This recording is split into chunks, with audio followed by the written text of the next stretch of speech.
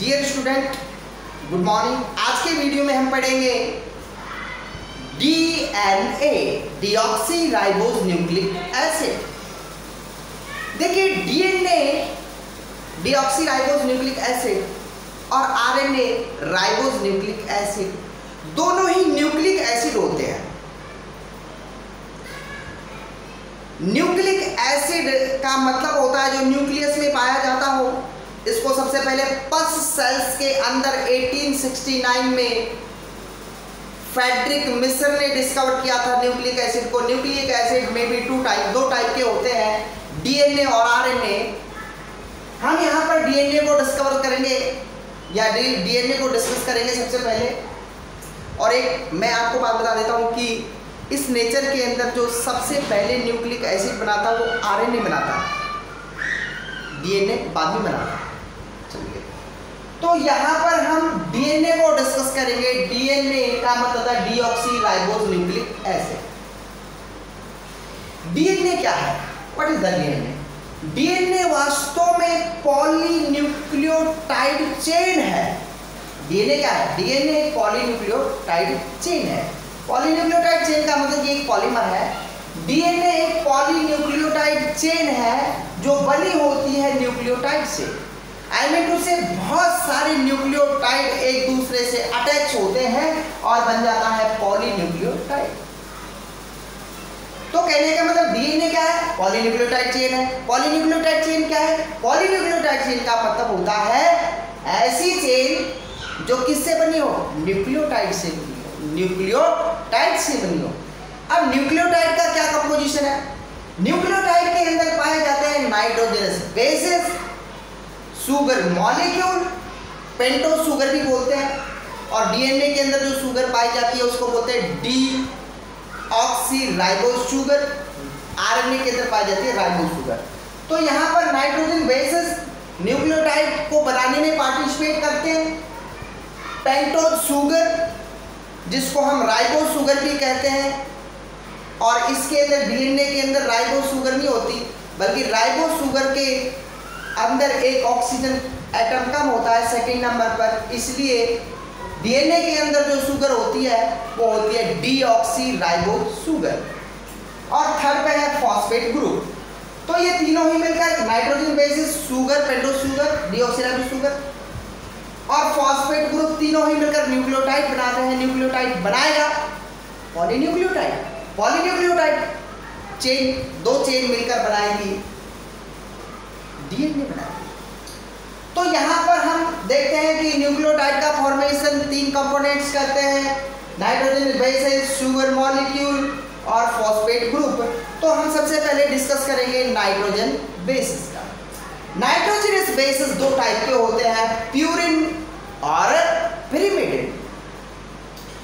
Purine nitrogen bases वो होते हैं जिनके अंदर दो रिंग होती है, एक हेक्सा रिंग होती है, दूसरी पेंटा रिंग होती है। पिरिमिडिन नाइट्रोजन बेसिस वो होते हैं जिनके अंदर only for one hexa ring होती है, एक ही हेक्सा रिंग होती है।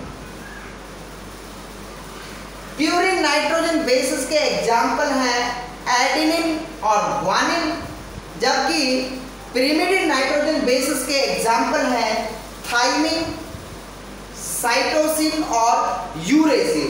यूरेसिल आरएनए में पाया जाता है, लेकिन मैं यहाँ पर हम नाइट्रोजन बेसिस का डिस्कस करते हैं तो मैं इसको भी डिस्कस कर देता हूँ। बाकी ये जो यूरेसिल है वो आरएनए में पाया जाता है, डीएनए में तो बस दो ही पाए जाते हैं, थाइमिन और साइटोसिन। पिरिमिडिन के दो ही पाए जाते हैं, थाइमिन और साइटोसिन। और प्यूरिन के पाए जाते हैं एडेनिन और ग्वानिन। कहने का मतलब डीएनए की कंपोजिशन, डीएनए को बनाने में चार नाइट्रोजन बेसिस होता है, एडेनिन, ग्वानिन, थाइमिन और साइटोसिन, AGTC। तो मैंने आपको बताया कि नाइट्रोजन बेसिस दो टाइप के होते हैं। प्यूरिन आपको बताया कि इसके अंदर दो रिंग होती है, ये हेक्सा रिंग है, ये पेंटा रिंग है। पिरिमिडिन इसके अंदर एक ही हेक्सा रिंग होती है, ये देखिए। इनके एग्जाम्पल है एडेनिन, ग्वानिन और पिरिमिडिन के एग्जाम्पल है थाइमिन, साइटोसिन और यूरेसिल।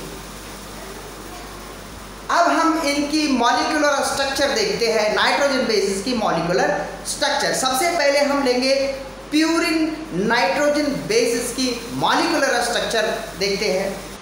आपको पता है प्यूरिन नाइट्रोजन बेसिस दो टाइप के होते हैं। प्यूरिन नाइट्रोजन बेसिस के दो एग्जाम्पल मैंने बताए, एडेनिन और ग्वानिन। एडेनिन और ग्वानिन की हम मॉलिक्यूलर स्ट्रक्चर देखेंगे। देखिए ये एडेनिन की स्ट्रक्चर हम बना रहे हैं और ग्वानिन की स्ट्रक्चर यहाँ पर बनाएंगे। तो इस तरह से आप एक आप हेक्सा रिंग बना लीजिए। यहाँ पर मैंने मॉलिक्यूल्स को, एटम को लिखने के लिए गैप छोड़ दिया है। तो आप इस तरह से बनाएंगे, इस तरह से बनाएंगे, इस तरह से, और यू और यू। उसके बाद पेंटा रिंग बनाएंगे इस तरह से, ठीक है। इसी टाइप में ये बनाएंगे, क्योंकि इसके अंदर भी दो रिंग होती हैं और इसके अंदर भी दो रिंग होती हैं। इसके अंदर एक हेक्सा रिंग ये है, पेंटा रिंग ये है, इसके अंदर हेक्सा रिंग ये है, पेंटा रिंग ये है। क्योंकि ये दोनों ही प्यूरिन है, एडेनिन और ग्वानिन दोनों ही प्यूरिन है, तो दोनों के ही अंदर एक हेक्सा रिंग होती है और एक पेंटा रिंग होती है। इसके अंदर भी सेम और इसके अंदर भी सेम। अब मैं आपको इनको बनाने का तरीका बताता हूँ। देखिए हम दोनों के अंदर, एडेनिन में भी और ग्वानिन में भी, 1/3, 7 और 9 इन पे नाइट्रोजन एटम को दर्शाएंगे, नाइट्रोजन एलिमेंट को दर्शाएंगे।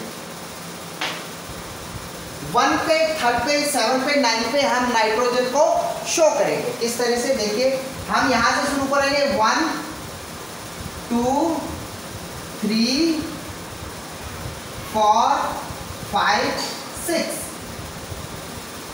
7 8 और 9। इसी तरह से यहाँ पर होगा 1 2 3 4 5 6 7 8 और 9। देखिए यहाँ पर 1 पे, 3 पे, 7 पे और 9 पे हमको नाइट्रोजन शो करना है। तो आप 1 पे नाइट्रोजन शो करिए, यहाँ पर नाइट्रोजन शो करिए 1 पे। देखिए 1 पे मैंने नाइट्रोजन शो कर दिया है, यहाँ पर भी मैं 1 पे नाइट्रोजन शो कर देता हूँ। 3 पे नाइट्रोजन शो करना है, 3 पे नाइट्रोजन में शो कर देता हूँ। यहाँ पर भी मैं 3 पे, ये 3 है तो यहाँ पर भी मैं 3 पे नाइट्रोजन शो कर देता हूँ। इसके बाद 7 पे मैं नाइट्रोजन शो कर रहा हूँ, 7 यहाँ पर है, 7 पे मैं नाइट्रोजन शो कर देता हूँ। यहाँ भी मैं 7 पे नाइट्रोजन शो कर देता हूँ। 9 पे नाइट्रोजन है, ये 9 है, यहाँ पर भी 9 है, इस पे भी नाइट्रोजन शो कर देता हूँ। तो हमने 1 पे, 3 पे, 7 पे और 9 पे नाइट्रोजन शो कर दिया दोनों में। उसके बाद हम सब के ऊपर कार्बन शो कर देंगे। यहाँ पर भी मैं कार्बन शो कर देता हूँ, कार्बन कार्बन कार्बन कार्बन। यहाँ पर भी कार्बन कार्बन शो कर देता हूँ, कार्बन कार्बन कार्बन। तो इसमें भी यहाँ पर दोनों की अभी तक कोई डिफरेंस नहीं है। हमने 1 पे, 3 पे, 7 पे, 9 पे नाइट्रोजन शो किए, इसमें भी हमने नाइट्रोजन शो किए 1 पे, 3 पे, 7 पे, 9 पे। बाकी सब पे हम कार्बन शो करेंगे, यहाँ भी हम कार्बन शो करेंगे। अब हम क्या करते हैं, अब हम इनकी स्ट्रक्चर को डिफरेंट करने के लिए क्या करेंगे। एडेनिन की स्ट्रक्चर है, ये ग्वानिन की स्ट्रक्चर है, तो इनकी स्ट्रक्चर को डिफरेंट बनाने के लिए हम क्या करते हैं। देखिए हम हमेशा एडेनिन के अंदर, ये एडेनिन की स्ट्रक्चर है, एडेनिन के 6 कार्बन पर एमिनो ग्रुप दिखाएंगे। यहाँ पर आप एमिनो ग्रुप शो करिए, NH2। जबकि ग्वानिन के अंदर आप कीटो ग्रुप शो करेंगे। किस पर, कहने का मतलब 6th पोजीशन पर यहाँ पर एमिनो ग्रुप है, लेकिन यहाँ पर 6th पोजीशन पर कीटो ग्रुप है। ये कीटो, एडेनिन के अंदर 6th पोजीशन पे एमिनो ग्रुप होता है, जबकि ग्वानिन के 6th पोजीशन पर कीटो ग्रुप होता है। ग्वानिन और एडेनिन के अंदर एक और डिफरेंट पाया जाता है। यहां पर क्या होता है कि ये जो ग्वानिन है, ग्वानिन के अंदर एक एडिशनल एमिनो ग्रुप होता है, यानी कि यहां पर एक एमिनो ग्रुप होगा NH2, जबकि एडेनिन के अंदर एमिनो ग्रुप नहीं होता है। 2 पोजीशन पर एमिनो ग्रुप नहीं होगा, जबकि यहां पर 2 पोजीशन में एमिनो ग्रुप होता है। तो यहां पर ग्वानिन के अंदर 2 पोजीशन पर हमने एमिनो ग्रुप दिखा दिया, यहां पर 2 पोजीशन पर हम केवल हाइड्रोजन से शो करेंगे। अब इनकी हम वैलेंसी पूरी कर देंगे। यहां पर वैलेंसी 3 है, कार्बन की वैलेंसी 3 ही होती तो 4 करनी पड़ेगी, हमें 4 करनी पड़ेगी। तो यहां पर हम लगा देंगे डबल बॉन्ड। उसके बाद यहां कार्बन की वैलेंसी 3 है, तो यहां भी हम डबल बॉन्ड लगा देंगे। कार्बन की वैलेंसी 4 हो गई, नाइट्रोजन की वैलेंसी 3 हो गई, यहां भी नाइट्रोजन की वैलेंसी 3 हो गई। उसके बाद यहाँ पर कार्बन की वैलेंसी 3 है, यहाँ पर भी कार्बन की वैलेंसी 3 है, तो कार्बन की वैलेंसी को 4 करने के लिए हम एक और डबल बॉन्ड लगा देंगे। यहाँ पर नाइट्रोजन की वैलेंसी 2 है, जबकि कार्बन की वैलेंसी भी 2 है, तो इस नाइट्रोजन की वैलेंसी 3 करने के लिए और कार्बन की वैलेंसी 4 करने के लिए हम क्या करेंगे, यहाँ पर हम डबल बॉन्ड शो करेंगे। लेकिन अब भी कार्बन की वैलेंसी 3 ही रह गई, 4 नहीं हुई, जबकि इसकी तो कंप्लीट हो गई थी। तो यहाँ पर एक हाइड्रोजन हम अटैच कर देंगे, तो कार्बन की वैलेंसी 4 हो जाएगी। उसके बाद 9 पोजीशन पर हम कोई डबल बॉन्ड नहीं लगाएंगे, क्योंकि डबल बॉन्ड लग भी नहीं सकता, क्योंकि यहाँ की पोजीशन 3 है। अगर एक डबल बॉन्ड लगा दे तो इसकी पोजीशन, इसकी जो वैलेंसी है 5 हो जाएगी, 5 होती नहीं है। यहाँ भी डबल बॉन्ड नहीं लगा सकते, क्योंकि इसकी वैलेंसी 4 पहले से कंप्लीट है। तो हम यहाँ पर एक हाइड्रोजन अटैच कर देते हैं। सेम आपको यहाँ भी ऐसे ही करना है। 9 पर आपने यहाँ पर एडेनिन में 9 पर आपने हाइड्रोजन अटैच किया, यहाँ पर भी ग्वानिन के अंदर भी यहाँ पर नाइट्रोजन आप शो कर देंगे।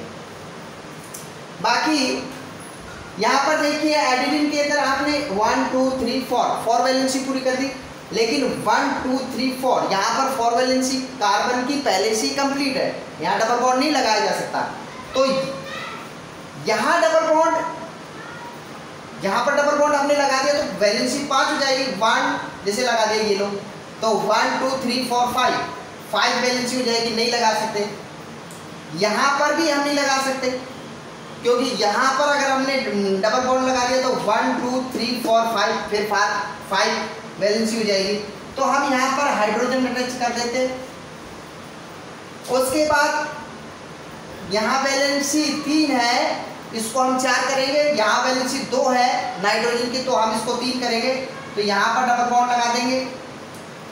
उसी तरह से एक डबल बॉन्ड यहाँ पर लगा देंगे, वैलेंसी पूरी हो जाएगी, यहाँ पर वैलेंसी कंप्लीट हो जाएगी। और 1 2 3 वैलेंसी है नाइट्रोजन की, हमें 2 वैलेंसी नाइट्रोजन की, सॉरी नाइट्रोजन की वैलेंसी 2 है, तो हमें 3 करनी है। 1 2 3 नाइट्रोजन की वैलेंसी 3 हो गई, जबकि कार्बन की वैलेंसी भी 3 है, कार्बन की वैलेंसी को 4 करना है, तो यहाँ पर एक और अटैच कर देंगे हम हाइड्रोजन, तो यहाँ पर वैलेंसी कंप्लीट हो गई। तो इस तरह से आपको एडेनिन और ग्वानिन की मॉलिक्यूलर स्ट्रक्चर बन जाती है। अब मैं आपको इंपॉर्टेंट बात बता देता हूँ। देखिए एडेनिन पेंटोज शुगर या डीऑक्सीराइबोज शुगर से जुड़ता है, और ग्वानिन भी पेंटोज शुगर या डीऑक्सीराइबोज शुगर से जुड़ेगा और न्यूक्लियोसाइड बनाएगा, वो मैं आपके अगले वीडियो में बताऊंगा। तो ये जो एडेनिन है और ये जो ग्वानिन है, यानी कि दोनों प्यूरिन जो है, बोथ प्यूरिन, एडेनिन और ग्वानिन, ये दोनों जब शुगर मॉलिक्यूल से जुड़ते हैं तो अपनी 9 पोजीशन से जुड़ते हैं।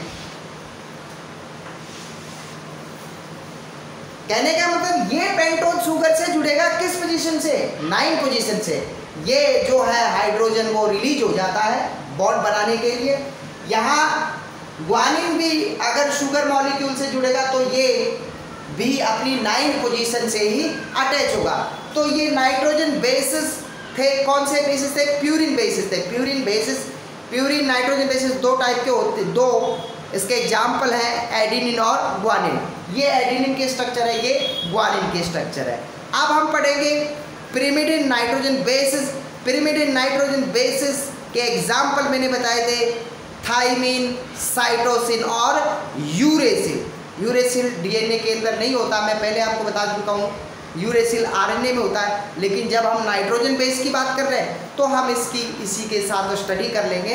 तो देखिए अब हम पढ़ेंगे pyrimidine nitrogen bases, adenine thymine, cytosine और यूरेसिल।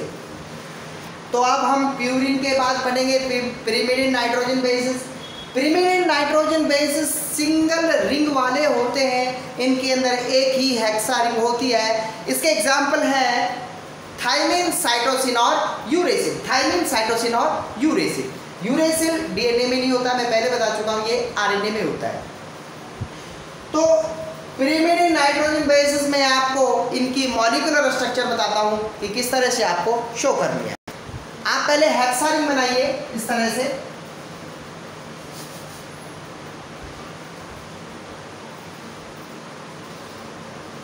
एक हेक्सा रिंग बना लेंगे इस तरह से।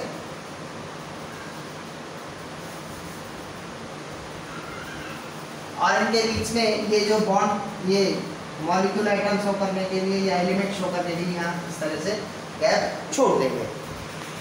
तो यहाँ पर मैंने 3 हेक्सा रिंग बना ली है। आप नंबरिंग करेंगे इस तरह से 1 2 3 4 5 और ये 6 1 2 इस तरह से हम नंबरिंग कर लेंगे 1 2 3 4 5 6 इस तरह से 3 रिंग बना लेंगे। ये मैंने अभी तक सेम है, थाइमिन, साइटोसिन और यूरेसिल, कोई इनमें डिफरेंट नहीं है, सेम है। अब हम यहाँ पर इनके अंदर शो करेंगे, इनके एटम हम शो कर देंगे। तो वहाँ पर डबल रिंग थी, प्यूरिन के अंदर डबल रिंग थी। प्यूरिन के अंदर डबल रिंग थी 1 पे, 3 पे, 7 पे और 9 पे हम नाइट्रोजन शो कर रहे थे। यहाँ केवल 1 पे और 3 पे ही नाइट्रोजन शो करना है सब के अंदर। तो जैसे ये 1 है तो यहाँ पर हम नाइट्रोजन शो करेंगे, ये 3 है यहाँ भी हम नाइट्रोजन शो करेंगे, ये 1 है यहाँ पर भी नाइट्रोजन, 3 है यहाँ पर भी नाइट्रोजन, 1 पे नाइट्रोजन, 3 पे नाइट्रोजन शो करेंगे। और जो 3rd वाला नाइट्रोजन है, ये वाला 3rd वाला नाइट्रोजन है, ये वाला नाइट्रोजन है, इस नाइट्रोजन की वैलेंसी हम यही पूरी कर देंगे, इस पर H जोड़ देंगे तीनों पे। यहाँ पर हम H अटैच कर देते हैं, यहाँ पर भी हम H जोड़ देते हैं, यहाँ पर भी हम H से अटैच कर देते हैं। और तीनों के अंदर हम कीटो ग्रुप शो कर देंगे 2 कार्बन पर। ये या मैं पहले ये बता देता हूँ कि सभी पर हम पहले कार्बन शो कर लेते हैं। देखिए किस तरह से हमने यहाँ पर देखिए या 1 पे और 3rd पे तो हमने नाइट्रोजन शो कर दिया था, बाकी हमने 6 पे 5 पे जितने भी बाकी गैप जो बच गए थे हमने कार्बन से भर दिए हैं। यानी कि 1 पे और 3rd पे नाइट्रोजन शो करने के बाद बचेगा 2 पे कार्बन हो जाएगा, 6 पे कार्बन हो जाएगा, 5 पे कार्बन हो जाएगा और 4 पे भी कार्बन हो जाएगा। इसमें भी इसी तरह से 6 पे कार्बन, 5 पे कार्बन और 4 पे कार्बन, 2 पे कार्बन और इस तरह से इसमें भी जाएगा। अब आप क्या करेंगे, 2 जो नंबर है कार्बन 2, यानी कार्बन का जो 2 नंबर है, इसमें भी 2 नंबर है कार्बन, इसमें भी जो 2 नंबर कार्बन है, इन सब में कीटो ग्रुप शो करेंगे इस तरह से। इसमें भी कीटो ग्रुप शो करेंगे, इसमें भी कीटो ग्रुप शो करेंगे और इसमें भी कीटो ग्रुप शो कर देंगे। कार्बन की वैलेंसी कंप्लीट हो जाएगी। अब यहाँ तक की जो स्ट्रक्चर थी वो सेम थी और यहाँ पर भी आप ऐसा कर सकते हैं कि यहाँ पर डबल बॉन्ड लगा सकते हैं, यहाँ पर भी डबल बॉन्ड लगा देंगे, यहाँ पर भी डबल बॉन्ड लगा देंगे। तो यहाँ तक की जो स्ट्रक्चर थी वो बिल्कुल सेम थी, इनके अंदर कोई डिफरेंट नहीं है। अब हम डिफरेंट शो करेंगे, थाइमिन, साइटोसिन और यूरेसिल के अंदर क्या डिफरेंट होता है वो डिफरेंट हम शो करेंगे। किस तरह से,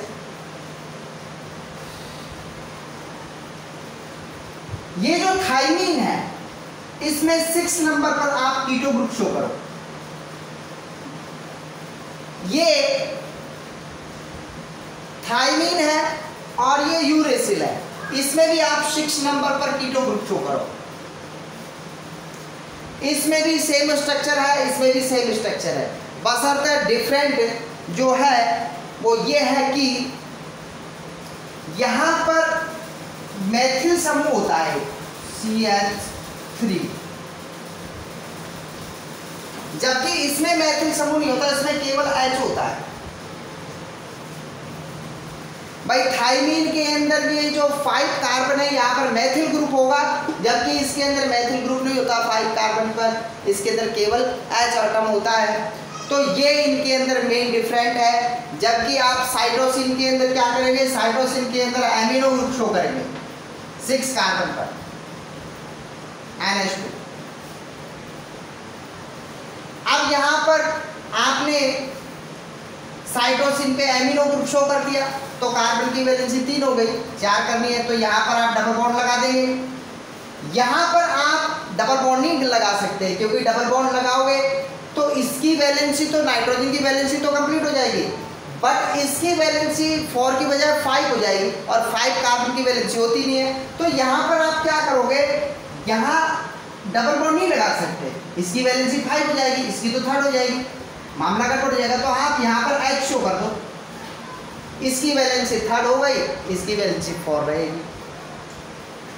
तो यहाँ पर भी आप इसी तरह से करेंगे, एक हाइड्रोजन अटैच कर देंगे 1 कार्बन पे, यहाँ पे 1 पे, यहाँ पे पहले से क्योंकि डबल बॉन्ड लग गया तो वैलेंसी कंप्लीट हो गई।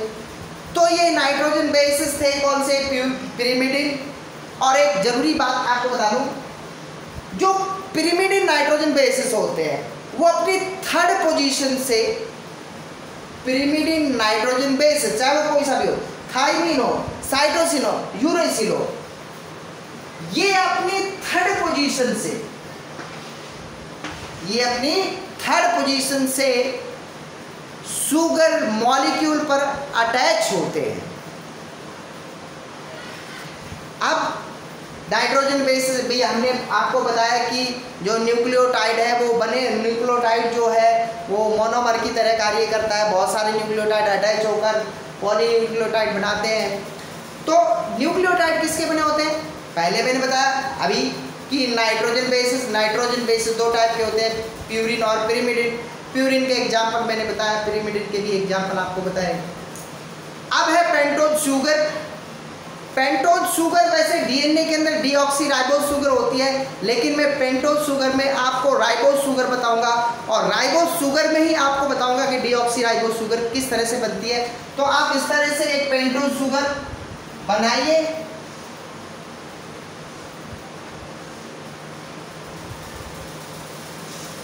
यहाँ पर ऑक्सीजन एटम, बाकी सब पे कार्बन शो करेंगे, ये कार्बन है, ये भी कार्बन है, ये भी कार्बन, यहाँ भी कार्बन, और इस तरह से यहाँ भी कार्बन।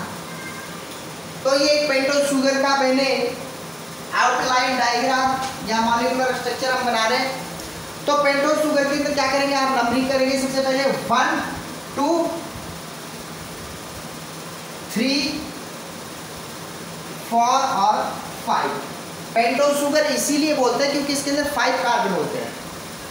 यहाँ पर देखिए आप 2 वैलेंसी है, 2 कार्बन की 2 वैलेंसी है, तो आप यहाँ पर H और OH,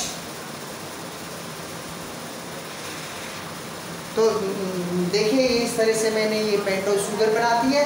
पेंटोज शुगर के अंदर ये डीऑक्सी राइबोज शुगर है, डीऑक्सी राइबोज शुगर को हम ऐसे करेंगे शो, और ये जो सेकेंड नंबर का जो ये कार्बन है ये वाला, इस पर हम डीऑक्सी राइबोज शुगर में हम H शो करेंगे, ऑक्सीजन नहीं, जबकि राइबोज शुगर के अंदर हम यहाँ पर शो करेंगे OH सेकेंड नंबर पर। बस अर्थ यही अंतर है बस इसके अंदर। तो ये इस तरह से मैंने स्ट्रक्चर बनाई है राइबोज शुगर की, आसान है बिल्कुल बनाना, आप सीख लीजिए। 1 2 3 4 5 कार्बन है, ये डीऑक्सी राइबोज शुगर है, क्योंकि सेकंड नंबर पर OH एटम है ही नहीं, वो सॉरी ऑक्सीजन एटम नहीं है, ऑक्सीजन एटम को हमने रिमूव कर दिया है सेकंड नंबर पर। तो इस तरह से ये स्ट्रक्चर और फॉस्फेट ग्रुप है वो अगले वीडियो में मैं बना दूंगा, और आपको न्यूक्लियोसाइड बनाना बताएंगे, न्यूक्लियोसाइड से न्यूक्लियोटाइड बनाना बताएंगे, 2 न्यूक्लियोटाइड को आपस में जोड़ना सिखाएंगे, बहुत सारे न्यूक्लियोटाइड को आपस में जोड़कर पॉलीन्यूक्लियोटाइड चेन बनाएंगे, एक पॉलीन्यूक्लियोटाइड चेन से दूसरी पॉलीन्यूक्लियोटाइड चेन को हम जोड़ेंगे और इस तरह से डबल स्टैंडर्ड डीएनए प्रिपेयर करेंगे। थैंक यू, धन्यवाद।